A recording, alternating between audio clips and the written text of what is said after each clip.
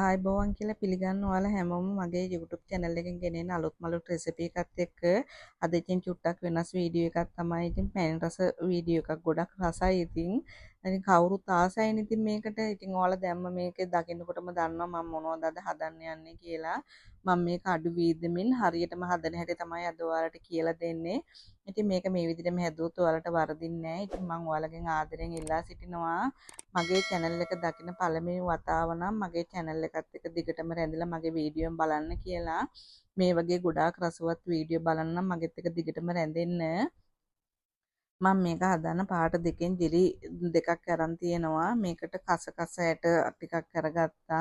ඔයාලට මතකද මගේ වීඩියෝ බැලුවනම් මගේ ආප්‍රිකෝ වීඩියෝ එකේ මේක ගන්නවා. ඔයාලා දකින්න ඇති මේක ඉතින් මේ ෆලුඩා පවුඩර් එකක් තමයි මේක. ඉතින් ඒක ග්‍රෑම් 400ක් තියෙනවා. රුපියල් 700 ගාණයි. ඉතින් ඇත්තට මේක හරි ලාභයි ඒ ගානට. ඉතින් හොඳ රසකුත් තිබ්බා. රෝස සිරප් එකනොත් මම තේ හැඳි දෙකක් තුනක් විතර ගත්තා. ඉතින් මේ ප්‍රෙස් මිල්ක් එක තමයි මම ගත්තේ කොත්මලේ එක. මේ වගේ නූඩල්ස් පැකට් එකකින් චුට්ටක් වෙන්න ඕන වෙනවා.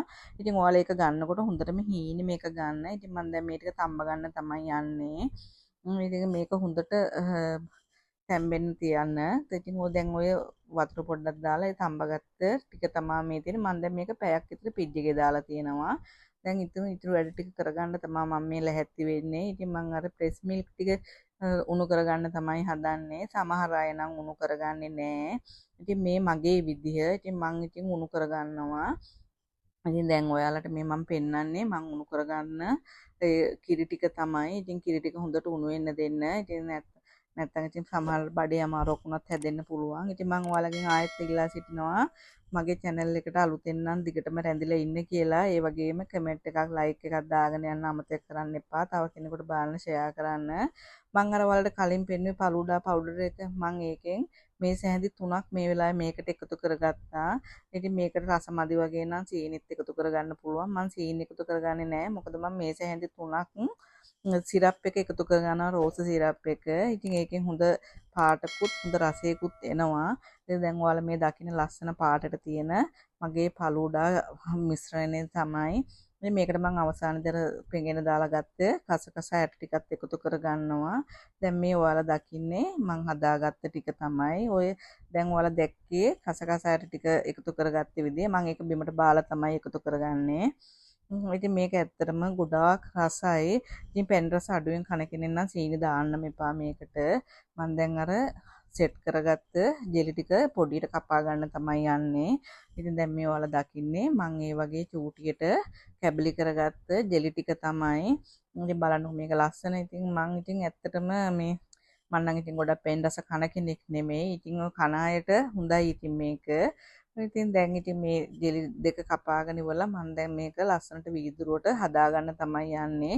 ඔයාලා කැමති වීදුරුවක් අරගන්න මේකට. ඉතින් මම මේ වගේ ටිකක් ලොකු වීදුරුවක් අරගෙන ඒකට රෝස සිරප් එකෙන් ටිකක් දාලා ඉවර වෙලා ඔය දැන් ඔය දකින්න ඔයාලා මම ඒක ලස්සනට දාගන්නවා.